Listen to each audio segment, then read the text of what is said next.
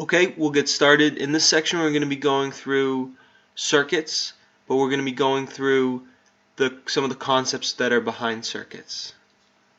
So first thing, what is a circuit? A circuit is a path that allows electrical charge to flow.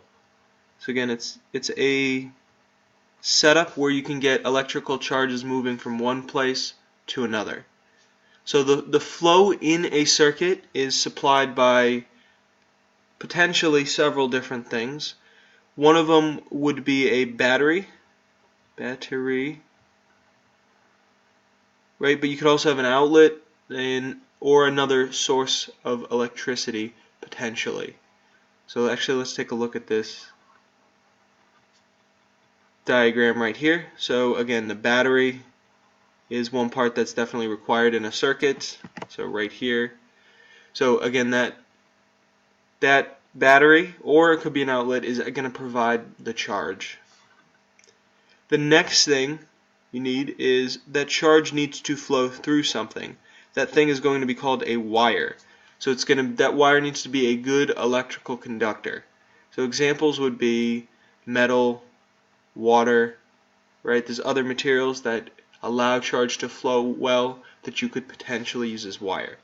So again, with the wire, right, that's just going to be all of the straight lines we have in this diagram right here. So anytime you see a straight line like this, that's wire. That's allowing the electrical charge to flow from one place to another.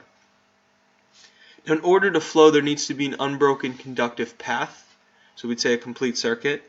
So if you look in this circuit right here, the charges are allowed to flow all the way through from one side of the circuit to the other. So if you do not have a complete path like that, the charge will not be able to flow. So charges are going to flow from the positive side of the battery, or the positive terminal of the battery, to the negative terminal of the battery. So charges, the convention we're going to use, they flow from the positive side to the negative side. So in this case, charges would flow out of the positive side, they would flow through the circuit, and then they're going to flow back through into the negative. So that's the convention. So the charges can be turned off. So again, the flow can be turned off. We're going to call that an open circuit.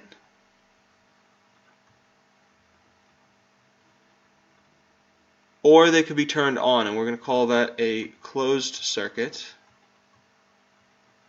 And what is going to control whether the charges flow or not, whether it's open or closed, we're going to say that's a switch. So again, the symbol for a switch is this, right? How we're going to draw switches is just this, right? This would be kind of the little lever that you could open, right? Open, and then charges would not be able to flow through.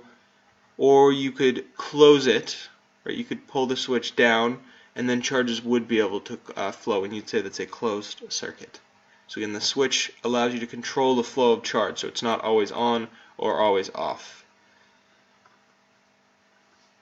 And the last thing that's in a circuit, at least for now, is a resistor. So a resistor is anything that resists the flow of charge in order to do useful work.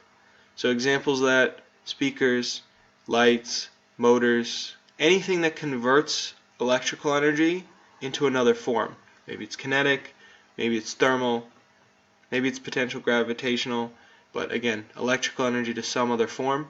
And a resistor is going to look like a squiggle when we're going to draw it out. Again, this squiggle could represent different things. It's not clear just from the picture, right? This could be a lamp, or it could be a blender, or I don't know, other thing. Speaker, sure. So again, the squiggle could represent anything that's actually doing something constructive with the electricity, with the electrical charge. And the last idea is circuit diagrams. So the idea of circuit diagrams, these are drawn to represent circuits. This, what we've been looking at, is actually a circuit diagram. The reason we draw them is because we do not always want to draw pictures of circuits. That takes a lot of work depending on the complexity of circuit. For an example, let's say we drew out a battery and we maybe labeled positive and negative, and we drew like a little decal on it, and we had to draw little wire connectors. Right? This is kind of a picture of a battery, right? This is what it, more or less what it looks like in real life.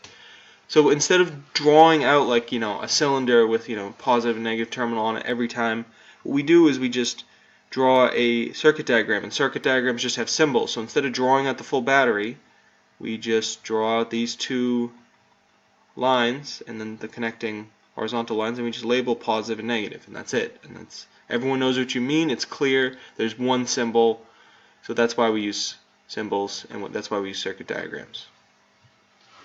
Okay, we're going to see a quick problem with this. Here we go. So we have a lamp that is plugged into an outlet and turned on and off with a switch. Okay, so that's the situation. See if you can solve it first. Again, go back to the notes if you need to, get something down, but take a bit to see how far you can get with this. Okay, I'll pick up with this. So we, again, have a lamp plugged into an outlet, turned on and off with a switch. A picture of this situation. So what you would physically see is you'd see an outlet of some kind, sure. Then you'd see like a plug, sure, and then you'd see a cord that maybe, I don't know, is hooked up to a light switch, sure, and then that would be hooked up to a lamp. And I'm just going to kind of draw a simple lamp here, circle, and then we have the lampshade, yes. So again, that's a picture of what the circuit might look like. It has an outlet, has a switch, and it's hooked up to a lamp of some kind. So that's the picture. And now we're going to draw the circuit diagram in B. So again, the point of the circuit diagram is it makes it easier to draw, and everyone knows what you mean. They're standardized symbols. So I'm going to draw the outlet as the same symbol as a battery. So this is going to be the two lines. I'm going to draw it up.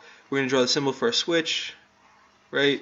And then the lamp's really easy. So instead of drawing out that full lamp, we could just do a resistor. It's really a resistor. So we're just going to draw a squiggle. That's it, really. And then we just reconnect it to the battery. So again, this is the circuit diagram of this picture. So picture is what it looks more or less in real life. This is circuit diagram. It's just symbols to represent each part of the circuit. So C, label the positive and negative. That's easy. So the positive we would tie to the longer part of the battery or outlet in this case, and the negative we would tie to the shorter side right here. And then D, draw an arrow that indicates the direction that charges flow. So again, like I said before, they're going to flow out of the positive terminal. I'll draw a couple more arrows. They will flow through the switch assuming that it's closed, so assuming someone closes it, and then they will flow through the resistor and back into the negative terminal. So that's the problem. Not too bad, mostly conceptual at this point. There's really no math yet. So that's about it for this section. Make sure you have all the notes. Make sure you have this problem down. And that is it for now.